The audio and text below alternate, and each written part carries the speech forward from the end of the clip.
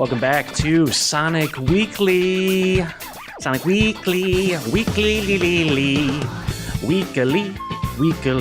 we warily. Hey, I'm Grant, and I'm back, baby. I'm back again.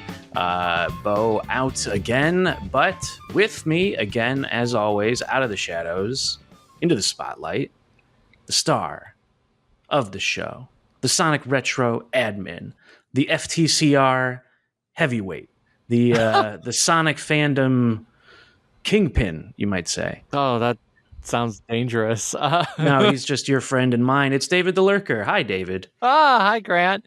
And I would say hi, Bo, if he was here, but I think he's just in orbit. You know, I don't tell anyone. I think Bo is stranded on the International Space Station as well. He's been having a lot of fun on the Sega Saturn beat, but we'll wait to get into that when he's back with us. Yes. He can tell us all about his takeover of the finance industry. But is Bo on assignment? Is that the? He may be on assignment. And then that was a voice. Who's this voice? Yes, we have a guest with us, a friend of the show, but first time appearing with us. He's a comedian, a writer, a podcaster. What's that? And more, so much more. It's Erik Barnes. Hi, Erik. Hello. Nice to be here. Happy to be here. Nice to have you. Yeah. Welcome aboard. Yeah. Welcome aboard. I This feel is the Mario welcomed. voice that welcomes you. Grant, you're one of my perfect boys. Yes, you and I and Joey Clift and Jeffrey Golden have a group chat where we're the perfect boys because at one time we took a few pitches to Warner Brothers Animation for some new spins on their Looney Tunes characters. And they didn't go with any of our ideas. But what did happen is we had a few breakfasts at the old version of the Cafe 101 diner in Hollywood, California. And we cooked up some ideas for some shows that I think we're all happy didn't get made because we've all gone on to do other things. And we, in the process, found the friendship of the Perfect Boys. Joey Clift was on a previous episode. Jeffrey Golden will have on at some point. Erik Barnes is with us right now. You're listening to Sonic Weekly. We're all caught up. Did you pitch these before David Zaslabalaba took over? Yes, that's true. Yeah, so you know what? David hasn't heard them. We could give it another shot. Yeah, we could give it another shot. He may see it as a wonderful tax write-off. Right. I was going to say if they had taken any of them, they would have been buried. Yeah. So, support the Animation Guild. They're currently striking and looking for a better deal, and Warner Brothers is one of the bigger offenders. Yeah. Well, David Zaslav does listen to this show, so thank you. So, David, you know what to do, David. You know not you. What to do. Right. Erik, so we met also. We have a Sega connection. We met doing stand-up comedy, right, in Los Angeles. That's right. But we also have a Sega connection because you helped me get a job that was really fun for like a year and a half where we were writing trivia game show questions for an app that I do remember the name of it, but it's irrelevant because you haven't heard of it. Yeah. But it was basically a knockoff of that show HQ. Jesus, I can't remember. HQ. Yeah. It was remember when HQ for like a thing. Yeah, go ahead. Yeah, it was the RC Cola to the Coca-Cola that was HQ, the thing that we wrote for. Yeah. But you still could win money and people still played it. And, we were writing trivia questions. And of course I was like slipping in Sonic. I was like, oh, well, of course we got to have a Sonic trivia question. And we can't just have one Sonic, got to have to do one just about the Genesis games, one about Sonic Sat AM, the Archie comics you do tons of trivia about. But so we had a great boss. Mm-hmm. Love that guy. And I think we can name him because his name is in Wikipedia. And we're just speaking highly of Michael Kasaka. And I think, David, I introduced you to him, didn't I? Yes, when we first reconnected on Discord, I was like, this is so crazy. The Sonic Retro article about the game that sort of became Knuckles' Chaotix. Well, it sort of became Extreme, is what or it was. Extreme, you're right. Yes, yeah, Michael Kasaka in 94 was one of the original architects. He worked on the design document, the early development of Sonic Mars, which through many stages eventually evolved into Extreme, even though his version was nothing like Extreme, and it doesn't matter because the game got canceled anyway and almost killed 2 people. Which, Oh, wow.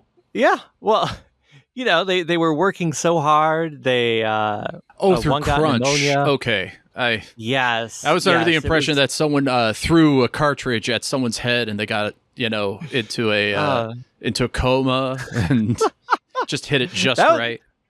That would be a far more interesting story. Like, or one just lunges across the conference room table, strangling the other, and they're like, "No, Sonic is meant to be a darker shade of blue. What are you doing?" And just the life slowly escaping. Sonic is not teal. Yeah. So Michael is somebody that's a part of Sonic history that David could name and tell you that off the top of his head, because I didn't prep David for that. And yeah, we got to work together with him, Eric and I, and that was super fun. But Eric, we haven't talked in a little while, so tell us maybe a little bit about what you're up to. And I know you also have like a new thing, right? Usually people talk about it at the end of the podcast. We'll do it up front, then we'll get into the news. Gonna front load the plug. I dig it. All right, we're making our audience wait for Sonic Talk. They gotta... So what I've been up to is, aside from just doing stand up, improv, all that fun stuff, occasionally going on an audition and writing various nonsense on the internet, I've been helping David Igo, who is a creative director for collectibles and has been a creative director over at Sideshow Collectibles and Tweeterhead. He's now developing his own IP, his own line of action figures called Monstors.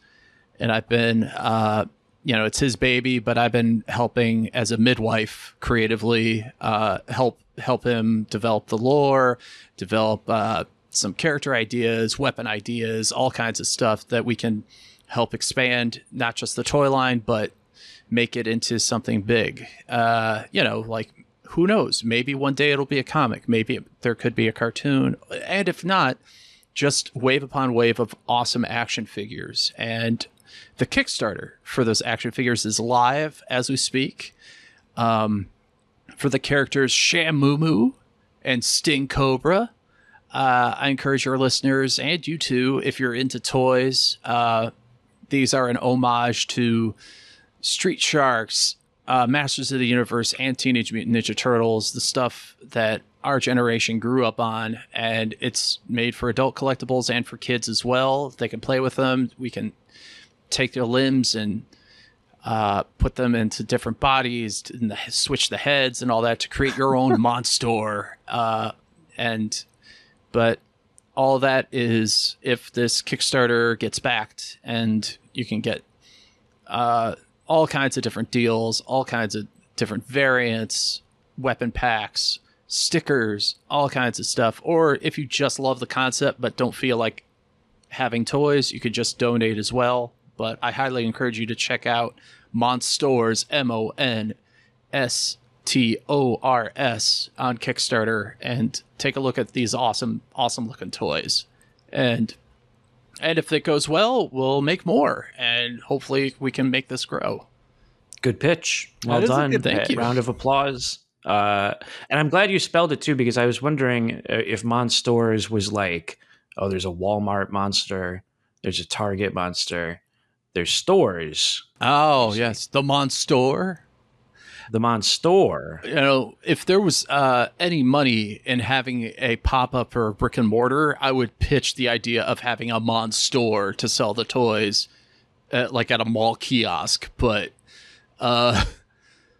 in 2024, that doesn't seem to be very business forward. Right. As delicious as that pun is. Well, you could also sell like phone cases and belts. Yeah. Just usual mall stuff. Obnoxious smelling cologne. Yeah. It's a store for monsters. Yeah. It's a monster. Yes. There you go. Yeah. Right. That's a demographic that I think way too many corporations ignore. And have an ROTC recruiter just hanging around. as well. That's still a thing for some reason at malls. Yeah. Yes, I've been to a mall in 2024. I don't know. Really? Yeah, Hot Wow. Topic. What brought you to a mall in 2024? Hot Topic still exists, and I had a coupon.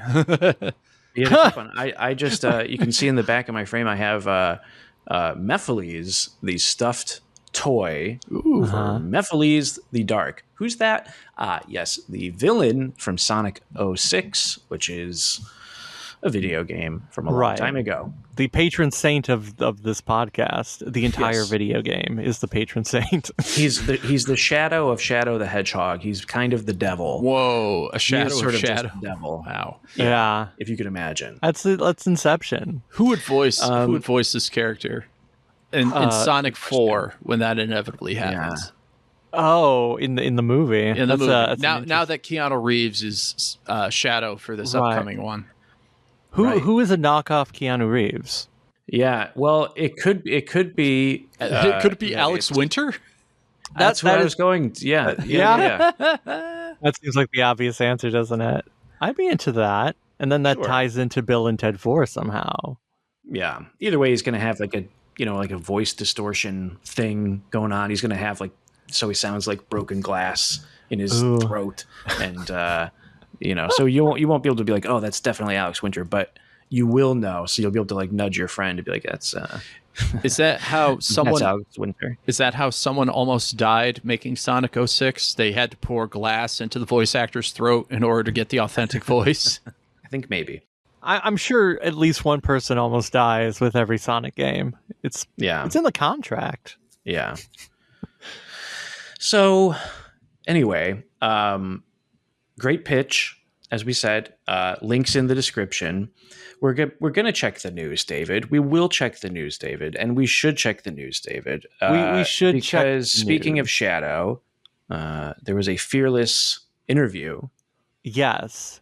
Iizuka's been making the rounds not just with actual news organizations, but with Sega itself. This man is not allowed to sleep until Sonic X Shadow Generations is released. And continuing with the quote-unquote fearless year of Shadow, we got a fearless interview with Takashi Iizuka, which is funny because he admits at the end of the interview that he is not very fearless. So, right. Already just one giant lie from Sega. Thank you. Yeah, and he talks, it's him answering fan questions, asking about Shadow and the BioLizard's relationship. Why is Shadow a hedgehog? The answer is he just is. They talk about the campaign, talk about a lot of things, and also what his favorite games are. And our pal Chris Dobbins, co-host of Sonic Podcast Adventure, got a question in there. I forget what the question was. I think it was. Does he have it was a silly question. Was it about the hair routine? A hair care routine? That was it. That was it. Very right. Good question. It's funny too with how specific they are with some things with Shadow, but then other things they're like, the whole point is, there's no answer to the mystery. Right. Even though they're making a game which is going to explore those mysteries again, not to mention the previously announced animated shorts. And today, as we're recording, they released the first chapter of the new Sonic X Shadow manga. I mean, it doesn't have Sonic. It is just about Shadow. But, yeah. Yeah, you sent me a link to that. That one's pretty obscure. I don't know. Is that what? Tell me more about the manga. What is it published in? I forget offhand now what the actual publication Shonen is. Jump? No, it's a Korokoro. Oh, okay. Yes. So it's the first chapter. I also forget how many chapters it's meant to be, but we get to see a little bit of Shadow. Hey, if you don't want to be spoiled, jump ahead a minute. Shadow fights the BioLizard. We see some scientists. Those scientists die. Maria gets shot. All that happened. Yeah, that's a packed chapter 1 right there. That is a packed chapter 1. It's I guess filling in the gaps, and we're seeing a side of the game, or a side of the backstory that we we got bits and pieces of back in like SA2 and the Shadow the Hedgehog standalone game, and presumably some of this will be explored in the animated series as well. But it's just neat to see a new manga featuring any Sonic character, and also it does feel very kinetic. The version that's been going around on Twitter it does have an English translation, but it's not official. I don't know if they're doing an official English translation, but I think it's pretty neat, and I'm looking forward to see what the heck is supposed to happen next. Yeah. Damn. Yeah. Shadow. I think they're leaving money on the table if they don't put an English translation, especially since Shadow is one of the major draws of the third movie. That is true. Speaking of leaving money on the table, they talked about that in a separate interview. Iizuka-san was saying that they are aware of fan requests for a Chao Garden spin-off game, but they're like, it's too intrinsically tied to the Sonic Adventure games. That's why you need the other animals and the chaos drives it's part of the adventure experience. Now, if there's going to be a Sonic Adventure 3, that's another question. But the question behind the question is whose vision really, who can the modern Sonic team replicate what the Sonic team of 20 years ago was doing? They could do like an imitation of it, but like, do they have the resources to do a modern version? And what are they thinking with the adventure games? We don't know. It's been so long since they have been, they're just not on Switch is the main thing. They're not on Switch. And that's really sad. Every day I'm sad that Sonic Adventure cannot be played. Sonic Adventure 2 cannot be played. There's not a Dreamcast collection on the Nintendo Switch. Every day I cry. And I think there's tears from the Statue of Liberty. Just little tears. That would explain the rusty spots. Yes, exactly. You can see all of the years where the Nintendo Switch has been out and there has not been Sonic Adventure ports for them. Well, maybe the Switch 2 will have them. If the tears of Liberty are to be seen, hopefully the Switch 2 will have them. Sonic Frontiers takes a lot from Zelda, so maybe the next Sonic game could be called Tears of Liberty. Ooh. It sounds like it could be a Metal Gear Solid or a Zelda title, so Sonic could just go and steal that. Honestly, I think we're overdue for a Solid Snake and Sonic the Hedgehog team up anyway. You're right. They are a good duo in Smash Brothers, I think. I was just going to say, I think it's a little silly that the Chao Garden has to be intrinsically tied to the adventure formula specifically, because it's not like, in Sonic Lost World, which definitely doesn't play like adventure, and it doesn't play like a boost game, you do collect animals in that game. So it's like, hey, they could have thrown a Chao Garden into there. You're doing the thing that you do. You collect animals and you give those animals to the Chao. Also, they could figure out another way to give you things to give to the Chao in the actual game, however that is. I think it's probably resource intensive to make a Chao Garden. You're essentially designing an entirely different game that you're attaching to your main game. Like, to me, that makes more sense logistically instead of saying, oh, it's an adventure thing. I think it's like, well, if Sega gave us another $20 million to develop it, sure, we'll glue it on. But they can't say that, because then Sega will look cheap. Also, and I'm speaking this as a very casual fan of Sonic, and I mean as much respect to the lore and for those that follow it and those who have studied it and who are the historians of Sonic the Hedgehog and everything regarding it. Speaking, yes, David. Yes. Hello. This shit is made up, so do whatever you want. Yes. There's also that. So that's true. Yeah. Make it, you could. Yeah, that's a compelling point. And actually, I've been thinking a lot about how Sonic is imaginary, because also on Twitter there was there's a secret origin of Sonic the Hedgehog that was going around on Twitter again. People were sharing it, discovering it for the first time, or being reminded of it. But in the very early days of Sonic Team lore. The primordial ooze. Yeah, help me out with this, David. I'll hand the baton off to you. I just wanted to say primordial ooze. You can explain it if you want. Well, okay, so Sonic Team Japan had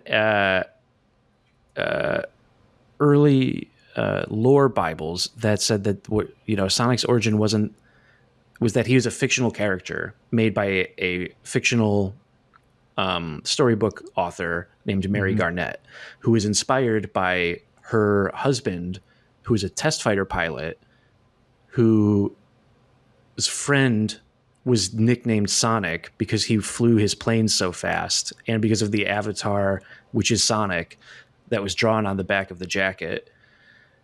He died, but his jacket lived on. The husband died too. Well, I think there was a gambling debt, and then no, I think hold on. Can we pause for half a second? I want to make sure that I'm personally following this.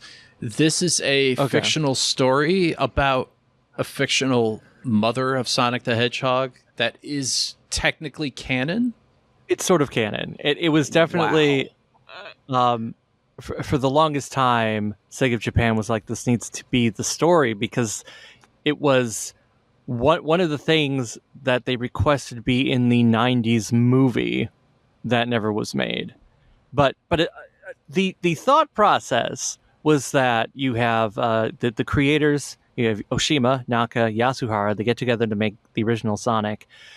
They're making a brand new character, but then they look at characters that have existed for ages, like Spider-Man, like Superman, like Hello Kitty, and how those characters, because they've been around for so long, sort of have built-in lore and fans already. And they're like, well, we're starting from scratch. We're making a character who's brand new. He doesn't have any history. Well, what if we invented some history and said that back in 1947, there was a woman who was writing, these children's books that inspired by her husband. Because when he takes his helmet off, his hair was spiky, and they called him Sonic, even though I don't know who in America in 1947 knows what a hedgehog is. But it's fine. Who cares?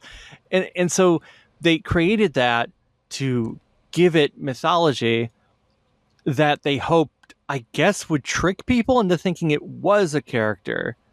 Or they called him Hedgehog, and he wanted to break the sound barrier, and that's where the Sonic name came from. It's all mixed together. But yeah, so they wanted to trick people, but then also had to admit that it wasn't true.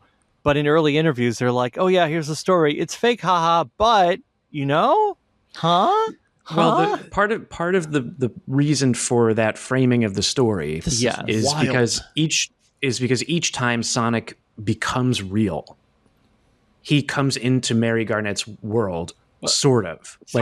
He comes in visions. The idea is that he's like a spirit or a fairy or a creature of that sort of nature that basically the reason that you've never heard of this is because everybody else who wasn't involved with creating this was convinced, probably rightly so, that is way too whimsical for like a general American not audience. Just whimsical, but meta as hell.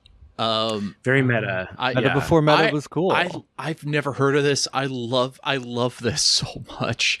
It reminds me of. Are you too familiar with the comic book character Animal Man? Yes. Yeah. Okay. This just hearing that gives me vibes of when Grant Morrison wrote Animal Man, and Grant Morrison was a character as the writer of Animal Man within Animal Man, and Animal Man met Grant Morrison. Yeah, my brain hurts just saying that. Yeah, so it's kind of I think it's helpful to know that, because somebody like Christopher Nolan, if he was making the Sonic movies, he would go insane because he likes to have a literal explanation for everything, and Sonic is trying to avoid clear, distinct answers when possible. Why is Sonic a hedgehog? He just is. Yeah. Why is Shadow a hedgehog? He just is. It's because the lines look cool. Why is James Marsden his adoptive dad? He just is. Well, I think it was because of a protracted legal battle that takes place between 2 and 3, which will probably be covered in a prequel comic. No? What? This is Honestly, you could say anything regarding Sonic lore, and I will just say yes, because Okay. there's just so much. Because there's so much. And again, I'm just a casual Friday Sonic friend and Sonic bud, and so after hearing A friend of Sonic is a friend of Sonic Weekly. And anyway, so while we're there, tell us, how did you? Sonic's pretty ubiquitous. Did you play the games as a kid or see the cartoons? Have you seen the movies? Yeah. I know we talked a little bit about it over text, but tell David, us, and the audience about your overall history with the new savior. I much like how I was introduced to Christ. I was introduced to Sonic as a child, and I I got a Sega Genesis with my first communion money. Did you know? Ooh. Oh. Yeah. Sonic 2 in 93, the pack-in. I never had a communion. Well, here's the thing. I was not allowed to have a regular video game console until my teens, when I created a presentation. My sister and I teamed up to make a presentation for our parents, essentially to say, listen, there's no way in hell we would spend more than 1 hour on video games each day because of our schedules. And video games are more engaging than television because we actually do something and use cognitive thinking. And that's how we got a PlayStation 1 in the house. But prior to that, my exposure to Sonic was only at friends' homes. And I remember being initially introduced, aside from, the occasional TV ad, was Sonic 2 for the Sega Genesis, when my babysitter had it and she let us play it on her Sega Genesis. And I still have Green Hill Zone theme running through my head. It's part of the playlist, different versions. I love the 1-Ups jazz version of it. I get misty-eyed. But that was my first exposure to Sonic, along with both the original Saturday morning cartoons in the United States. One I didn't like very much because it was just big and loud and slapsticky. Both were voiced by Jaleel White. That's what I know. And the other one I really liked, which was the dark, adventurous one that would continue its adventures in Archie comics, which I loosely followed. But that marks the majority of my Sonic references and fandom had to do with that. And then there was just so much expansion over so little time that I couldn't follow it. And then the movies came out and I got to see those. And I thought that they were just great family fun and well made for that. And I think it's one of Jim Carrey's best roles of all time is as Robotnik, because you could tell he's just having fun and doing every good part of Jim Carrey's career is through his performance and over the topness of chewing the scenery as Robotnik, in my opinion. So I think you're totally right. I think it's one of the greatest things about the Sonic movies is what you just said, and that Jim Carrey keeps coming back and bringing his full self. It seems into it doesn't seem like he's phoning it in. No, it's not just a paycheck. Him in any way. Yeah. He seems like he's having the time of his life. And the trailer, seeing that he's playing a double role. Mm-hmm. Did you see the trailer for Sonic Movie 3? Because it looks like he's playing. He's playing first a depressed Robotnik, then he gets to wear the belly fat suit. He gets to be and then Gerald. Yeah, he gets to be the thick Thor this time around. Exactly. That's totally what it is. And he gets to wear like an even fatter suit. It looks like he gets 2 different fat suits in this movie. Yeah. So it's really such a. I rewatched with Ashlyn the first movie when it was on Netflix. And then I was saying, man, this movie kind of doesn't get appreciated. Everyone was so excited with 2, and then now with 3, that more Sonic stuff is going into the movies, which is exciting. But the first movie is pretty, it's very tightly paced. It doesn't waste a lot of time. There's fun jokes. It's kind of the most adult one too. Like there's jokes about, there's a lot of jokes about dentists. There is a fart joke, but there's also a joke about what's the butt doctor? Proctologist? Yeah, isn't there a proctologist joke? I don't recall offhand, but no. I did. What I do like are the callbacks, such as the goat milk latte, being like, okay, that was a fun thing, and that turns out to be a code word for the secret headquarters inside of. Did you notice that? It was the name of the cafe that Stone works at is called the Bean Machine, as a reference to Dr. Robotnik's Bean Machine. Mean Bean Machine. Mean Bean Machine. Pardon. Yes. Excuse me. I think it actually was called Mean Bean Machine. I could be wrong, but it was Mean Bean Coffee Machine. Yeah, is what they called it in the movie. I think. Easter eggs, man. Easter eggs. Gotta love Easter eggs. Mm-hmm. That's they are what children find in the garden, and they're what adults find in movies. And it reminds us both that there's things that need to be cleaned up. Oh, I thought you were going to say that Christ has risen. Yes, that's the right to tie it all back together. Sonic becomes supersonic. Yes. Yeah, I'm very familiar with the DeviantArt Christian Sonic lore. So, would you say you're more familiar? Yeah, are you more familiar with that than you are with like the Pregnant Archie Sonic lore? Oh, Pregnant Sonic? Yeah. How would you rank all of including these? Like, which one do you know the most about, and which are your favorites? Yeah. Favorite. I don't think I can pick a favorite, just because.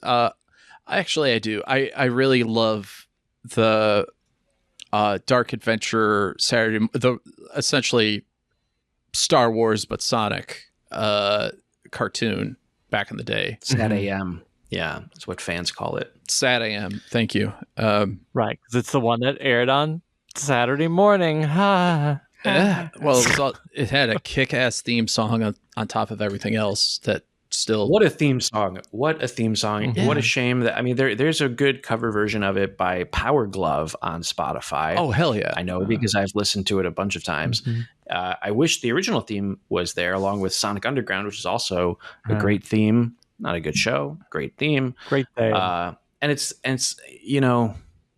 they do these Sonic Symphonies now. I don't know if you know this, where they play the game music with an orchestra, and then the actual bands that have played soundtrack music for the Sonic games are there to play the Sonic Adventure guitar music. They should wail on the guitar. They should play the Saturday morning Fastest Thing Alive. Yeah, but for some reason they cannot. They should. They have to pay someone else. I don't know who they have to pay. Somebody's got to get paid. I don't know. Right. Chuck Lorre, maybe? I don't think it's Chuck Lorre. That man has enough money. Oh, Chuck Lorre did the theme for TMNT. He could have easily done the Sonic one, for all I know. No, I think the Sonic one, I think the main part of it was written by Robbie London, who was one of the producers at Deke. He wrote it in secret for whatever reason, but he's also the one who wrote the Sonic Underground theme. No one must know. Right. Well, I think it had something. There was something weird. I don't remember now, but it was like, oh, he's doing all these other things, and he wanted to submit it without anyone knowing it was him because he would be worried. Oh, that's the boss. That's the boss. We have to pick the boss's thing. Okay. Oh, he was the boss. I was like, I thought he was son. I thought he was son of the boss, and it was more along the things of his father. Was like, you'll be a producer and nothing else, and like it. You'll never be a composer. No son of mine is getting into the jingle industry. Right. Yeah, that's what happened. So he did it in secret. Maybe that still happened, but he just ended up the boss of a cartoon, and then he's like, "Oh, but I love it, so I have to." Sonic inspires me so much. I must put it to music, my truest art form and love. And then he did it and just slid like a CD to someone to give to himself to approve. I don't know. Well, somebody, I don't know who approved it, but it was basically when he found out it was picked, he was like, whoa, but then his name was never attached to it. If I'm remembering the story correctly.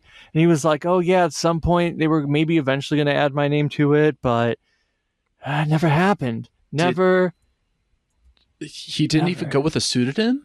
I don't think it even says like who wrote it when you look in the credits. It says who performed it. But who performed it changed because like the original airing of the show, somebody else is singing it. Then that voice mysteriously is replaced. And you have because also if you look it up, there's a whole bunch of unused, more extreme 80s themes that exist. Like on YouTube, if you look up unused Sad AM theme, you'll hear it. And it's like, yeah, I'm Sonic, way past cool. Like, it's in your face. I didn't know. Yeah, they're all wild. And it's like, it maybe it's a good thing Robbie London secretly wrote the real theme that we use. Because... And now, now the truth could be told. Thank you, Robbie London. Right. I don't know. I'm just waiting for Green Day to cover it. Might have to wait a while, friend. Wait, no, it's fine. They'll do it. It's the 90s. Anything that was popular in the 90s has to acknowledge other things that were popular in the 90s. Another turning point, a fork in the road. Maybe they'll do a spin dash, and we have to go. All right. Yeah. Maybe they'll do the big song for movie 3. We don't know what's going to be the like pop song that is associated with the movie that plays at the credits. What's that song going to be? We had Speed Me Up. We had Stars in the Sky. Right. So we've had Wiz Khalifa. We've had Kid Cudi. Who's going to be 3? Who's on that level right now? Chappelle Roan. She's having a summer. She's too big. It's got to be somebody who would, somebody who's big 10 years ago. Okay. 10 years ago. Rihanna? Although she may be too busy collecting money from all of her other business ventures. Oh. How about Chance the Rapper? There we go. Sonic the Hedgehog. Another rapper. What about the boss, Bruce Springsteen? Yeah. Why not Elvis Presley?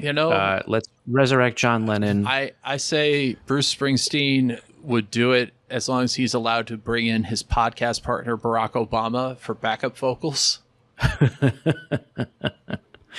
Yeah. Oh. Okay. I think, does Wolf Blitzer have a band? Like as a part-time, like as a side gig? Oh, like you believe it, right? Like you could see him like being one of the celebrities who's like, did you know? Wolf they've got a band. Oh, I listen to Wolf and the Blitz all the time. Yeah. If they did a Sonic song for the soundtrack, that'd be breaking news. Gotta go fast. That was a great thank you Wolf Blitzer impression out of that you could not have prepared for. No. What? How could you? You just got to be ready for that. You got to be ready when the moment arises. You have to trust that you have it. That's the thing, is that you just put certain voices in your pocket and think someday, maybe there will be a Wolf Blitzer, maybe there will be a Paul Giamatti, maybe there'll be a Paul Giamatti could be a great Robotnik Eggman. Well, Sonic the Hedgehog, he's just ruining my life, and yeah, that's a good Paul Giamatti. Thank you. Again, back in the pocket. Yeah. I'm not above it. What else you got? John C. Reilly, maybe. What character would be? Right. Yeah. He would be Big the Cat in real life, but in the Big movie. the Cat is perfect. But I don't know any Big the Cat's dialogue, but. He just looks for Froggy, where are you? Oh, dude. It seems like that could be a musical number. Hey, Froggy, where are you? Where'd you go? Dude, I've been looking for you all day. Oh, God. Jeez. Oh, Froggy. No, don't do that to me.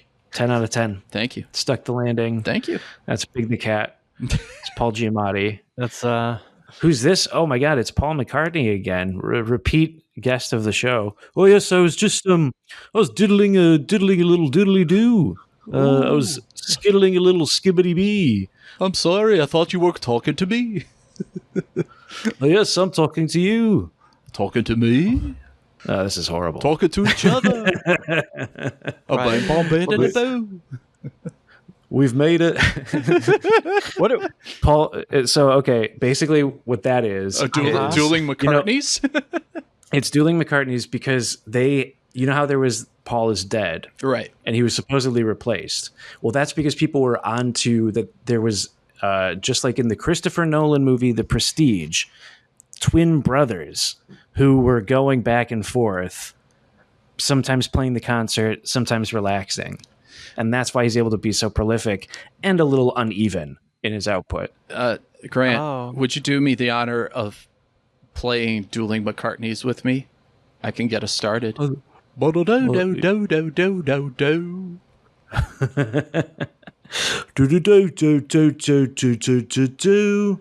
about bing bing bing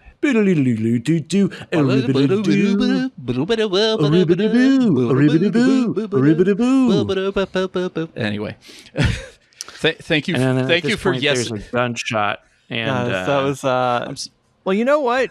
I think 80s McCartney is who's writing the music for the end of Sonic 3.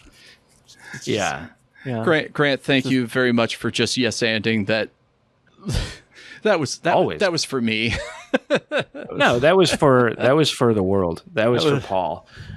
We have done previously an episode that was just trying to, which, you know, I've actually been thinking about it again, and we can get into it with when Bo returns. But you know how the Sonic franchise lines up to the Beatles, and really, it's got to be that it's got to track with like Sonic 06 has to be Let It Be. It has to be because it's the last one with Yuji Naka. It's the last one with the band, man. But the rest of the band has already left. And he leaves before it's finished. See, at least like Let It Be, all of that was recorded while they were still together as a band. Let It Be was just remixed by Spencer. Why am I? His name is escaping me. Phil Spencer. Phil Spencer. Right. I'm just like. Wild Hair in jail? Is he in jail right now? Isn't he dead? Did he finally? He died. Phil Spector? He's dead. That's right? it. Yes. Yeah. Phil Spector. Yeah. I think you were saying Phil Spencer, who's the Xbox guy, right? Phil Spencer, or who also created Spencer Gifts, which is the other store in the mall. Indeed. Have you gone to Spencer's recently? You said you went to Hot Top. I actually have, and I got some fun. They had, because being that they're a retail store in a mall, they can't sell anything, so they had a big sale on just coffee mugs. So I have a nice a hamburger mug, a Bigfoot mug. It's kind of sweet. Mug. Oh. We're a Bigfoot, like a Bigfoot. Yes, okay. Not a big space foot, because I'm like, but Bigfoot as in the cryptid. Right. Speaking of cryptids, I'm thinking. We were talking about Sonic movies and soundtracks, like pop songs that would be associated. I think Sonic 4 will take place in the UK and will feature Werewolf Sonic. And of course, the song would be Werewolves of London. You change it to Werehogs of London. Yeah, there you go. And then you've got, if not a top 40 hit, I'm thinking top 20. Maybe. Possibly. I wouldn't know. I don't know what kids listen to anymore because Spotify is. I'll tell you what they listen to. Yeah. Yeah, they listen to Skibidi Toilet. That's the top. That is the number one signal. Kids in your Skibidi toilets. I don't. Right. That's all they're listening to. We'll look it up. I'm going to tell you what's on the Billboard Hot 100, not the cold. Pardon the pun. What about Kids Bop? Before we get into that, pardon the pun, but I'm loosely familiar with Skibidi Toilet. Is he a scat performer? I think so. I think the Catskills back in the Skibidi Toilet in the poo poo toilet. Right. Oh my god. Okay, go ahead.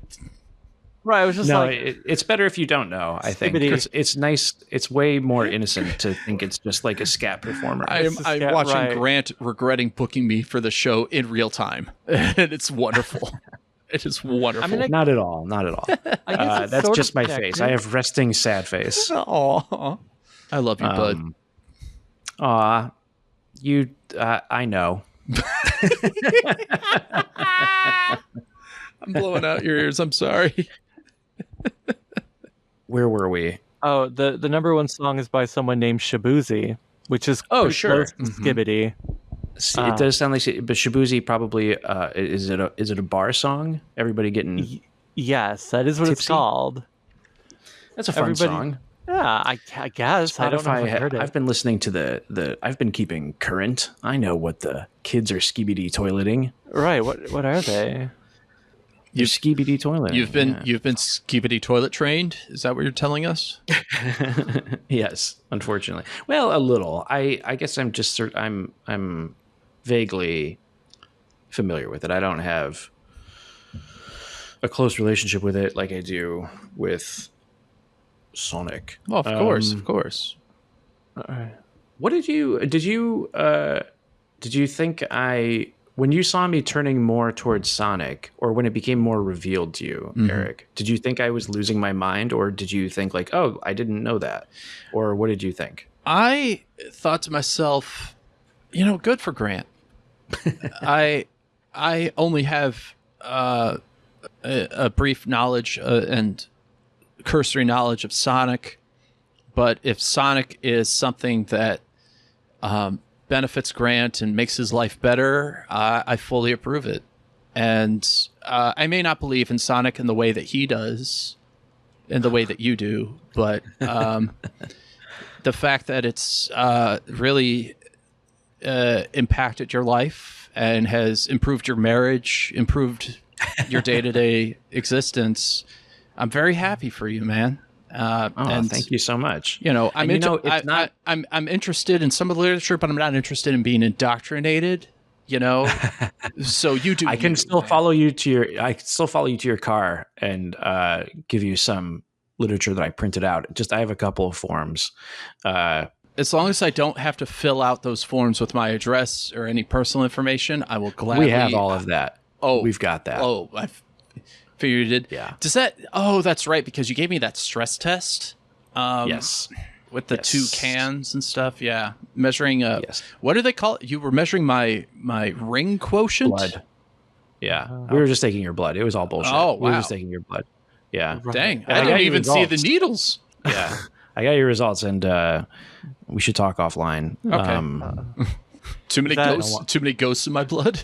Yeah. There's a lot of ghosts.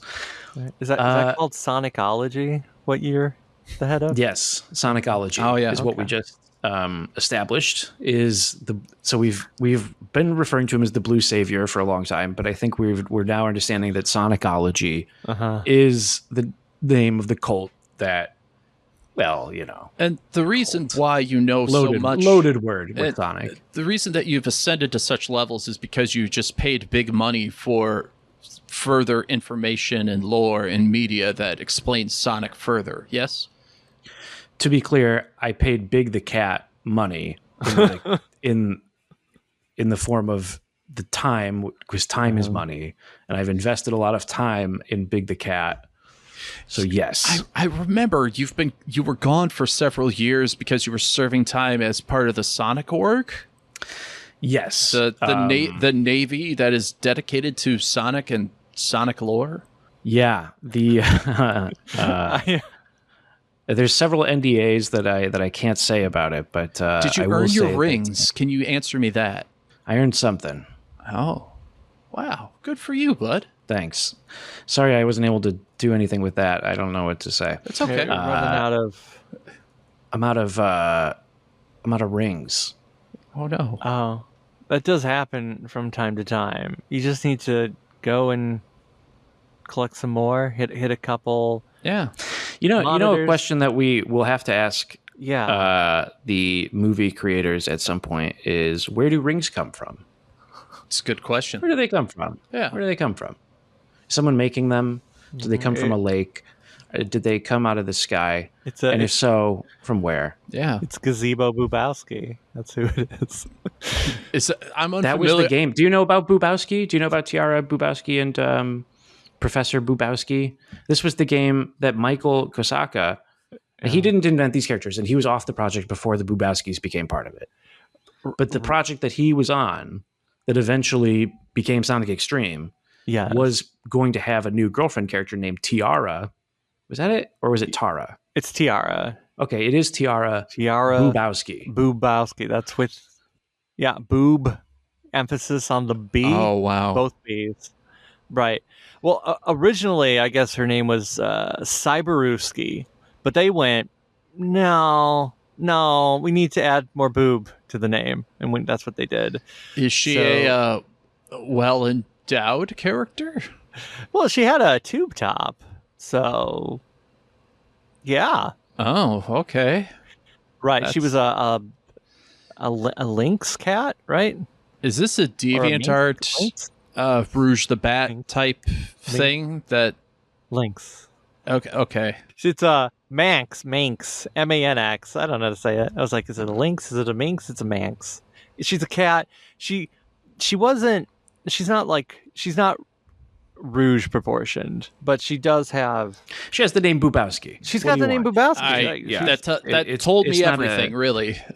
It sure does. No, but anyway, that's just a fun. Right, her father was meant of Sonic to be fun facts. You can. Her father was meant to be a ring smither. Ringsmith. Oh, okay. So he was. Right, this is when they went, oh, maybe we'll come up with lore for the rings. So her dad, she likes Sonic, maybe they're dating, her dad makes rings, and then he gets captured. This is one of the 20 different storylines they came up with the game. Some of them have her father, some of them don't. Some of them make sense, some of them don't. They're all good, though. They're actually all great. Everything is great. If you don't believe in Sonic, he won't save you from the Ring of Fire that you'll get trapped in, which he did for Meg in the 1980s. The daughter of Mary Garnett. Not always. Not always the daughter of Mary Garnett. Sometimes a niece, sometimes no relation. Sometimes most of the time, no relation. She's a photojournalist who finds the jacket, and she's wearing the jacket, and she remembers Sonic being told the stories. And then she's at an air show, a plane crashes, she's caught up in fire and flame, and then Sonic jumps out of the jacket and saves her. I absolutely love the fact that you could both be bullshitting with me right now, and I would never know. It's wonderful. Is this one bring up Sleuth Doggy Dog?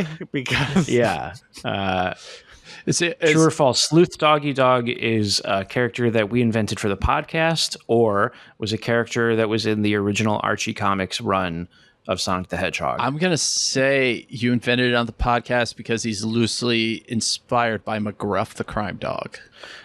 That's true, but he is, unfortunately, you're wrong. He is a real character this makes that was created by Ken Penders and maybe other people, but Ken wants the credit. I am so happy that I'm wrong.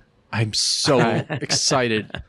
I don't think you two understand how many new random ass worlds you are opening to me in real time.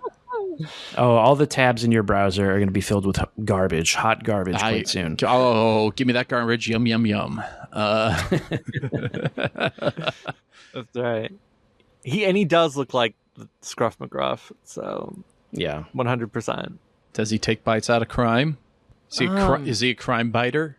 I think, doesn't he start off a hero and then becomes a traitor? Oh no, he's a traitor. He becomes a traitor. If there's a cab.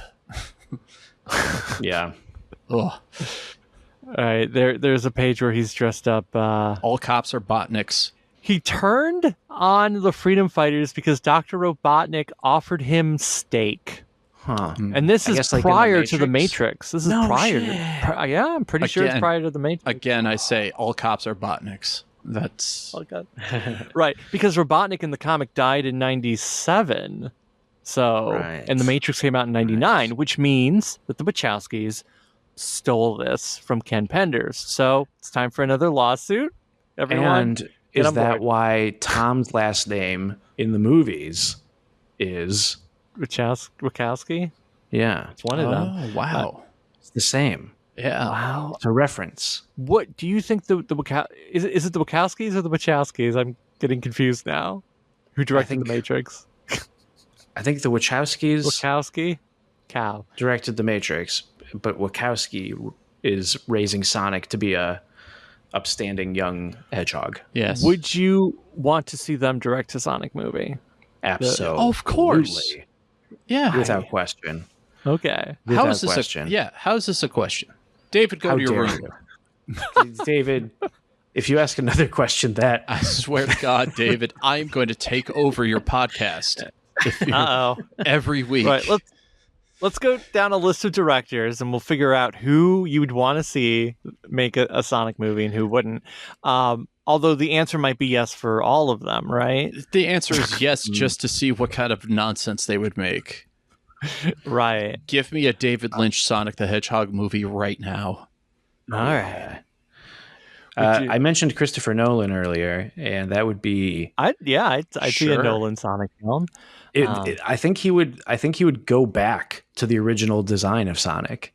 He'd be like, it's not realistic that he would have this face. He would have smaller eyes. Yeah, Smaller. full teeth, and yeah.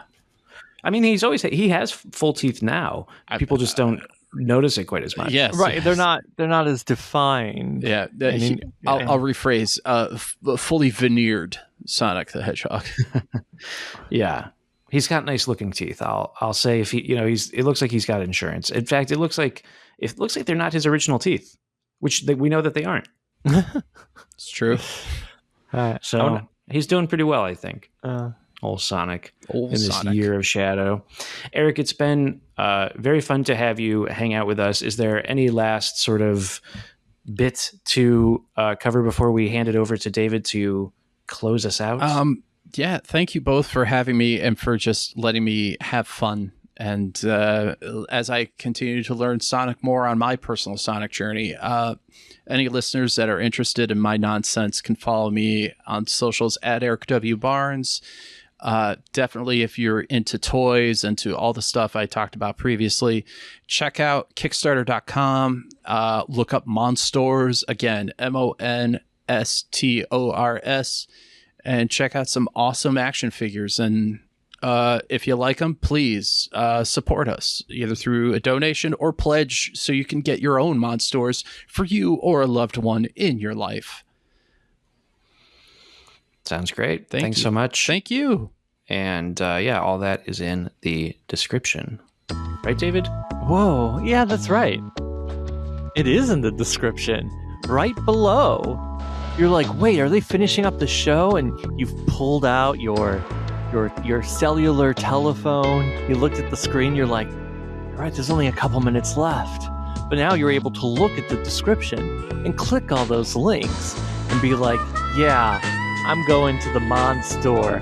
And while you're on the city bus heading to the Mon store, well, that's how you know that you've gotten to the end of another episode of Sonic Weekly, the only weekly show featuring Sonic with the name Sonic Weekly. Hey, and if you've enjoyed what you've heard and you haven't done it already, you should. Why not? Subscribe to the show using your podcatcher of choice.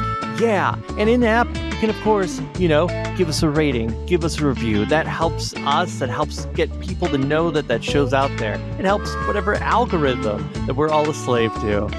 Hey, but if you don't even want to deal with the podcatcher, and you know what, sometimes I don't blame you. Hey, that's why we're also over on YouTube at Sonic-Weekly, where it's not just the audio that you've heard, but gameplay footage recorded by friend of the show, Jack of Old Games. Yeah, you can just see whatever the heck is going on over there.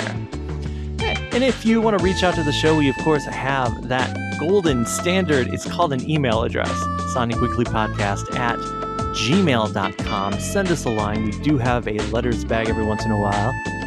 When you email, that's also, you can of course ask for the link to our Discord, where you can talk to like-minded Sonic the Hedgehog fans about anything, including Sonic the Hedgehog.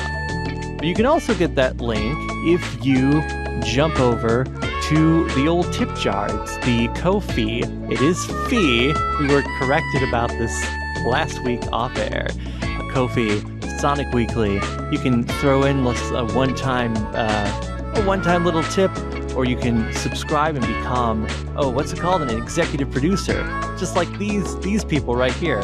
Papsy, Pig Dan, Sirtu, Saving Throws, Sonicu. We're saying their names, we're thanking them. And that's what, not only are you supporting the show, helping, cover the costs of hosting and whatnot, but you'll get some extra goodies from Wife of the Grant, Ashlyn, whatever. I'm sorry. I get the names confused. You're doing great. Thank you once again to our guest, Erik. I hope everyone clicked every link in the description. And thank you, Grant, for granting